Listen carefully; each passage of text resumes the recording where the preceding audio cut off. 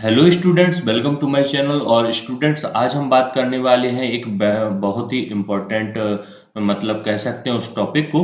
मध्य Pradesh high court junior judicial assistant 2024 की जो vacancy है, उसका जब नोटिफिकेशन बच्चों ने पढ़ा तो उनके बीच में एक बहुत बड़ी कन्फ्यूजन है, या हम कह सकते हैं कि आपस में जब स्टूडेंट्स बात करते हैं तो जब बातों को निकालते हैं ना, तो उसका अगर अर्थ नहीं निकाल सकते हैं या सही नहीं समझ सकते हैं तो बहुत से कंफ्यूजन क्रिएट हो जाते हैं आपस में।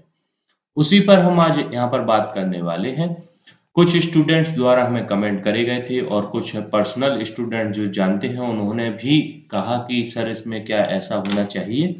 तो उसी पर आज हम बात करने वाले हैं, तो इस वीडियो में लास्ट तक बने रहिए। हम आपको एक एक कंफ्यूजन जो आपका है उसको क्लियर कर देंगे।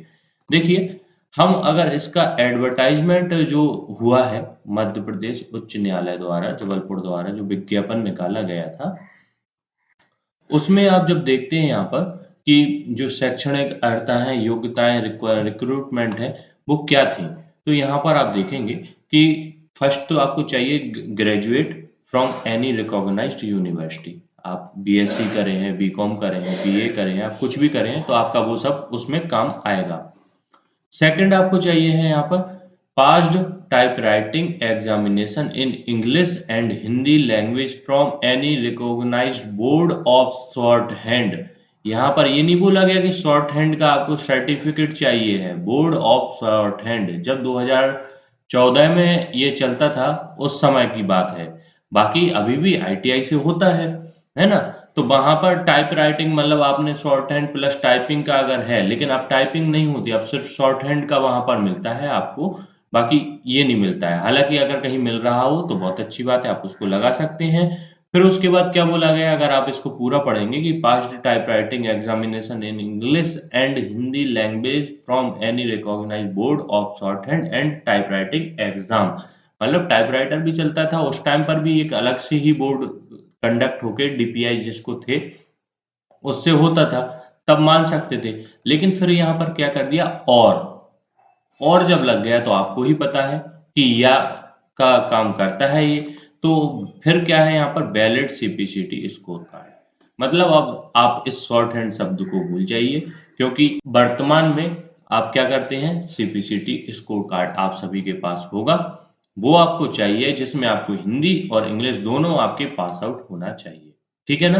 अब ये कंफ्यूजन बिल्कुल मत रखिएगा कि क्या शॉर्ट हैंड चाहिए है, क्योंकि शॉर्ट हैंड का नहीं बोला है उनने। उनने किस बात का बोला है, टाइप राइटिंग का। मतलब आपके पास में टाइपिंग का जो सर्टिफिकेट है वो चाहे तो इस बोर्ड से हो या आपके पास में सीपीसीटी वाले बोर्ड से हो, मैप आईटी से जो होती है परीक्षा, उससे हो। तो अभी वर्तमान में मुझे पता है कि आप सभी के पास, अधिकांश स्टूडेंट के पास जो जेजे का एग्जाम दे रहे हैं उन्होंने सीपीसीटी को ही करा है, क्योंकि ये 2014 के आसपास होता था, अब बहुत कम होता है। और स्टूडेंट्स ने शायद ही है कि अब कोई करे हो इसको, सभी लोग सीपीसीटी पास आउट करे होते हैं। इसके बाद में यहाँ पर आप देखेंगे 1 ईयर का कंप्यूटर डिप्लोमा। कंफ्यूजन बिल्कुल नहीं करना है कि 1 ईयर का डिप्लोमा कौन सा होगा, पीजीडीसीए होगा, डीसीए होगा, ये होंगे। उसके बाद में अब दिमाग इस पे नहीं लगाना है कि सर बीएससी प्लस कंप्यूटर अगर हमने लिया हुआ है तो क्या वो हो जाएगा।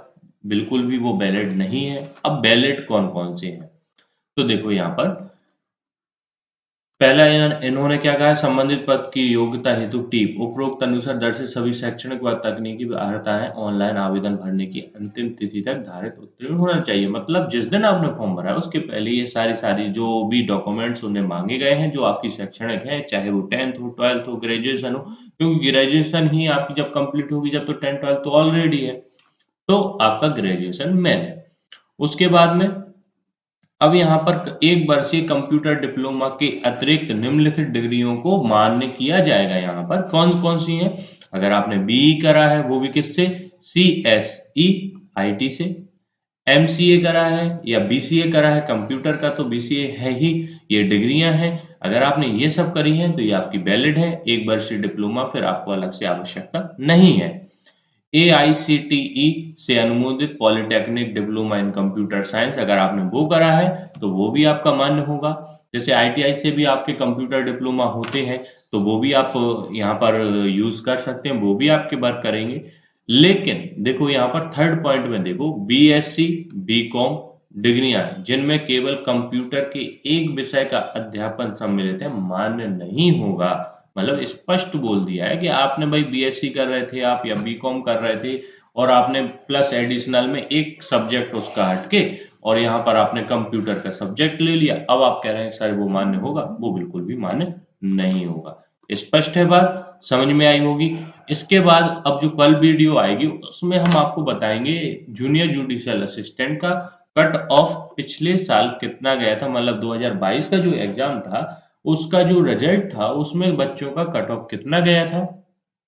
फिर इसके बाद धीरे धीरे आपको अगर कोई डाउट आता है आप हमें वीडियो में कमेंट करिए, आपके कमेंट पढ़कर उस टॉपिक पर वीडियो हम क्रिएट करना स्टार्ट कर देंगे। साथ ही अगर आपने अभी तक कोर्स परचेस नहीं करा है, आपको पिछले साल जैसा और अच्छी आपको तैयारियां करनी हैं और आपको इस एग्जाम को पास आउट करना है, तो बहुत हेल्पफुल रहेगी हमारी टेस्ट सीरीज प्लस हमारी टाइपिंग मैटर्स। तो आप उनको भी हमारे ऐप पर जाकर ले सकते हैं, गूगल प्ले स्टोर पर हमारा ऐप आपको मिल जाएगा सक्सेस विथ यू, उसको जाके इंस्टॉल कीजिए और साथ में उस कोर्स को परचेस करेंगे तो आपको बहुत हेल्प मिलने वाली है।